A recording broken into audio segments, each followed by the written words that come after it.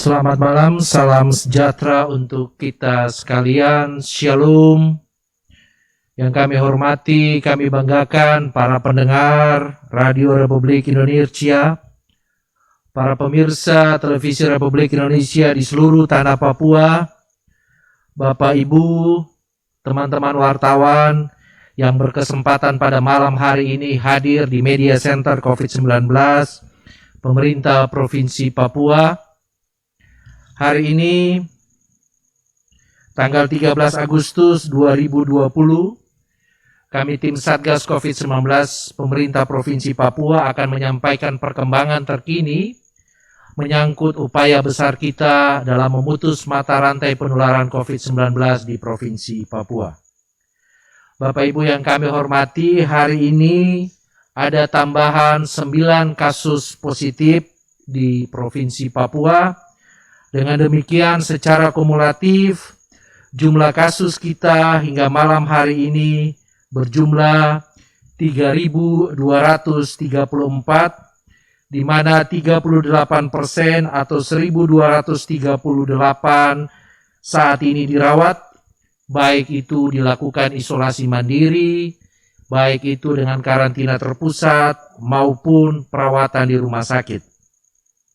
61% atau 1.961 telah dinyatakan sembuh dan 35 orang dinyatakan meninggal atau hanya 1%.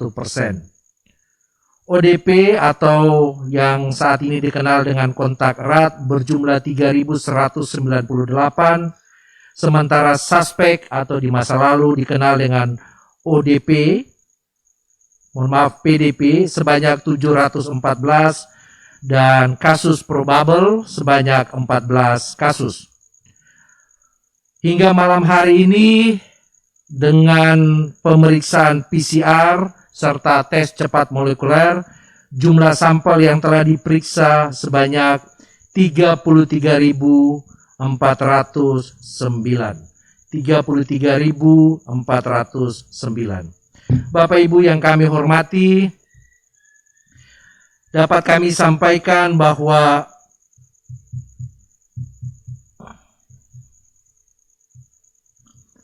tambahan 9 kasus pada malam hari ini berasal dari pertama Kabupaten Mimika sebanyak 5 kasus, Kabupaten Jayapura sebanyak 2 kasus, dan Kabupaten Kerom sebanyak 2 kasus.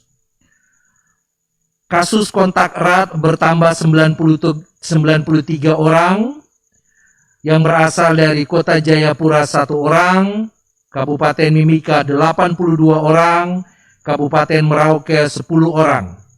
Sementara kasus suspek bertambah 26 orang yang berasal dari Kota Jayapura 8 orang, Puncak 14 orang, Bovendigul 2 orang, dan Mimika sebanyak 2 orang.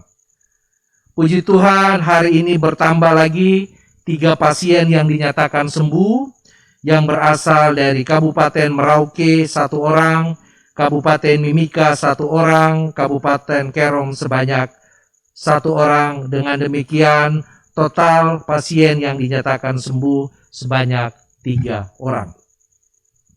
Bapak Ibu, para pendengar, para pemirsa televisi Republik Indonesia yang kami hormati, pada malam hari ini secara khusus kami akan menyampaikan menyangkut soal upaya-upaya besar kita dalam hal memutus mata rantai penularan khususnya bagi anak-anak sekolah kita yang di beberapa tempat sudah mulai melakukan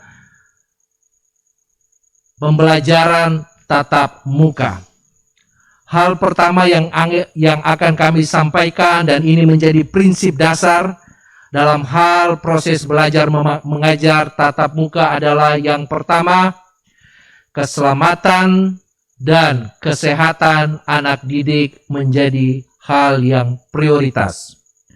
Hal yang kedua, kepada seluruh pemangku kepentingan, para pengambil kebijakan, dalam hal akan memulai proses belajar mengajar harus memastikan dengan sangat tepat semua indikator-indikator, baik dari aspek pelayanan kesehatan, baik dari aspek epidemiologi, baik dari aspek surveillance, harus dengan tepat dilakukan penelitian untuk mengambil kebijakan apakah kita bisa melakukan pembukaan sekolah atau tidak. Keterlibatan daripada orang tua murid, keterlibatan daripada komite sekolah menjadi hal yang prioritas juga dalam hal memutuskan proses belajar mengajar. Pada kesempatan ini kami memberikan apresiasi yang luar biasa kepada teman-teman gugus tugas yang berada di Kabupaten Merauke. Di awal bulan Juni dan Juli, ketika terdapat sejumlah sekolah yang mulai dibuka, namun dalam perjalanannya ditemukan kasus yang positif, tim Satgas segera mengambil langkah-langkah cepat untuk kembali melakukan penutupan sekolah. Ini adalah langkah yang cerdas, langkah yang bijak, dan langkah yang taktis dalam memutus mata rantai penularan. Langkah-langkah ini kiranya juga menjadi pertimbangan bagi seluruh pemerintah di 29 kabupaten kota ketika memutuskan untuk memulai proses belajar mengajar. Hal juga yang ingin kami sampaikan pada malam hari ini kepada seluruh petugas-petugas kesehatan. Kami memberikan apresiasi yang luar biasa menyangkut upaya-upaya besar yang telah dilakukan oleh teman-teman sejawat sekalian, sehingga data yang ada menunjukkan bahwa 61% atau 1961 pasien yang dinyatakan sembuh, yang dinyatakan positif telah sembuh. Ini adalah kerja keras, kerja cerdas, kerja tuntas yang sudah dilakukan oleh teman-teman. Beberapa catatan yang perlu kami sampaikan khususnya bagi petugas kesehatan sehubungan dengan revisi kelima dari tata kelola pasien COVID yang dikeluarkan oleh Kementerian Kesehatan.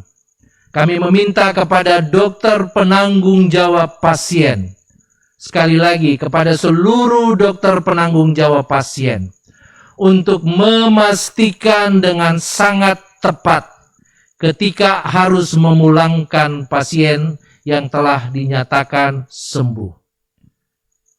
Teman-teman sejawat, selain aspek-aspek klinis, pastikan apakah pasien tersebut perlu dilakukan pemeriksaan PCR ulangan atau tidak. Ini sangat menentukan sekali lagi kami ulangi, upaya-upaya kita memutus mata rantai penularan. Kami dapat memastikan pada malam hari ini ketersediaan reagen untuk pemeriksaan PCR baik itu di Kota Jayapura, baik itu juga di Kabupaten Mimika tersedia. Oleh karena itu, kami meminta dengan sungguh-sungguh kepada seluruh dokter penanggung jawab pasien untuk tidak segan-segan untuk melakukan pemeriksaan PCR ketika harus memutuskan pasien ini dari sisi klinis dan ada indikasi untuk memulangkan pasien tersebut. Dan yang terakhir, kami juga meminta kepada seluruh masyarakat, khususnya para pemuda.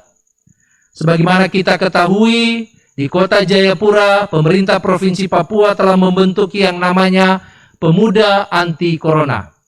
Harapan besar dari Satuan Tugas Satgas COVID-19 Provinsi Papua, para pemuda menjadi agen perubahan, menjadi agen penyebar informasi kepada seluruh masyarakat bahwa COVID dapat kita kalahkan. Kita harus menjadi pemenang terhadap pandemi ini. Caranya dengan tetap mematuhi protokol kesehatan, menggunakan masker, mencuci tangan, menggunakan air mengalir dengan sabun, kemudian menghindari berkumpul, menjaga jarak. Anda, para pemuda, menjadi sumber, menjadi corong pemerintah dalam hal memutus mata rantai penularan ini. Demikian yang bisa kami sampaikan pada malam hari ini. Saya jaga ko jaga saya, kita orang semua selamat. Tuhan Yesus memberkati Indonesia, Tuhan Yesus memberkati Papua. Shalom.